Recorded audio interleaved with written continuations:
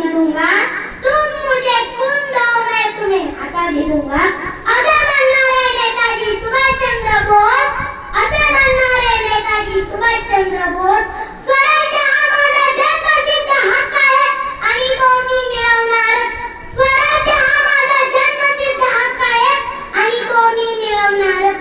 असे म्हणणारे लोकमान्य टिळक, असे म्हणणारे लोकमान्य टिळक यांसारखे हजारो भारतीय स्वातंत्र्यासाठी फासावर गेले. राजगुरू सुखदेव यांसारखे अनेक लोक फासावर गेले. अशा भारत मातेच्या सुपुत्रांना माझा कोटी कोटी प्रणाम, माझा कोटी कोटी प्रणाम. मित्रांनो, आज मी आपला भारत देश कसा आहे आणि कसा झाला याविषयी बोलते. भारताला स्वातंत्र्य मिळाले तरी पाणपोईचा घास साखळीने बांधावा लागतो. मंदिराच्या बाहेर पाटी लावावी लागते की तिथे चप्पल सोडा, रहदारीचे नियम पाळा, झाडे लावा, झाडे जगवा, शहर स्वच्छ ठेवा. आपण असे आहोत की आपल्या मनात येईल ते वागतो, कोठेही थुंकतो, कोठेही अस्वच्छता निर्माण करतो. हेच काय स्वातंत्र्य, हेच का देशाप्रती प्रेम, हेच काय स्वातंत्र्य, हेच का देशाप्रती प्रेम. मंगल देशा, पवित्र देशा, राखोर देशा, कणखर देशा, दगडाच्या देशा. मंगल देशा, पवित्र देशा, राखोर देशा, कणखर देशा, दगडाच्या देशा. असं गडकऱ्यांनी वर्णन केलेला आपला भारत देश, असं गडकऱ्यांनी वर्णन केलेला आपला भारत देश. ज्या स्वातंत्र्यासाठी ज्या वीरांनी रक्ताचे पाणी केले, रक्त सांडले, ज्या स्वातंत्र्यासाठी ज्या वीरांनी रक्ताचे पाणी केले, रक्त सांडले आणि आपल्याला स्वातंत्र्य मिळवून दिले आणि आपल्याला स्वातंत्र्य मिळवून दिले.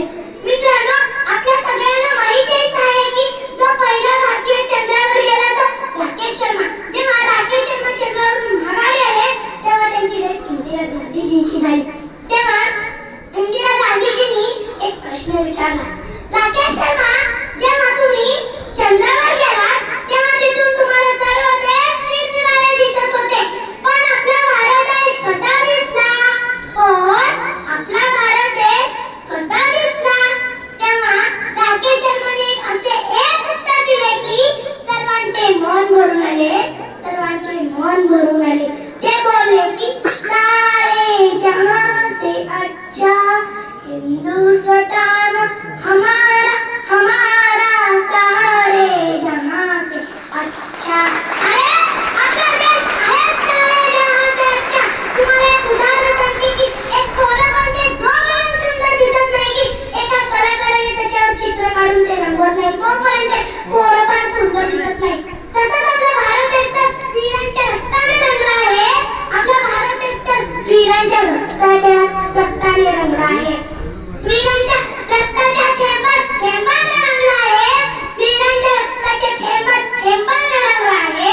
मग असणारच ना सारे जहां से अच्छा हिंदुस्तान हमारा. अरे आपल्या भारताचा इतिहास म्हणतो की हाताने नांगर धरायचे पण वेळ आली की त्याच हाताने तलवारी पण धरायच्या.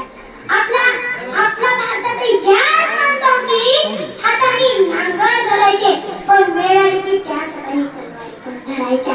ज्या स्वातंत्र्यासाठी ज्या वीरांनी रक्ताची होळी केली, गोळ्यांची दिवाळी केली, ज्या स्वातंत्र्यासाठी ज्या वीरांनी रक्ताची होळी केली, गोळ्यांची दिवाळी केली, रक्ताची होळी केली, गोळ्यांची दिवाळी केली आणि आपल्याला स्वातंत्र्य मिळवून दिले आणि आपल्याला स्वातंत्र्य मिळवून दिले. तेव्हा त्यांनी एकच स्वप्न पाहिले हो. तेव्हा त्यांनी एकच स्वप्न पाहिले, भारत देशावर अशी वेळ पुन्हा येऊ देणार नाही, भारत देशावर अशी वेळ पुन्हा येऊ देणार नाही. पण आता वाटतंय का आपल्याला? पण आता वाटतंय का आपल्याला? हे स्वप्न तर आपल्याला मिळाले, हे स्वप्न तर आपल्याला मिळाले. ज्या स्वातंत्र्यासाठी आपल्या युवा पिढीसाठी हे सगळं कळतंय पण एका वेगळ्याच दिशेला जातंय. हे सगळं कळतंय पण एक वेगळ्याच दिशेला जाते. त्यांच्यासाठी एवढंच सांगावं की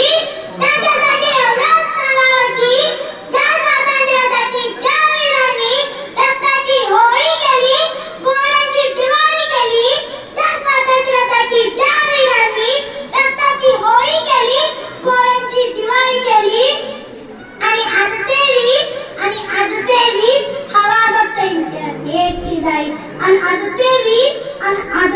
गीत हवा गप्पा इंटरनेटची जाण का कुणाचे ठाऊक ज्यांनी व्हॉट्सअप आणि फेसबुक मध्ये आपले स्वर्ग पाहिले का कुणाचे ठाऊक ज्यांनी व्हॉट्सअप आणि फेसबुक मध्ये आपले स्वर्ग पाहिले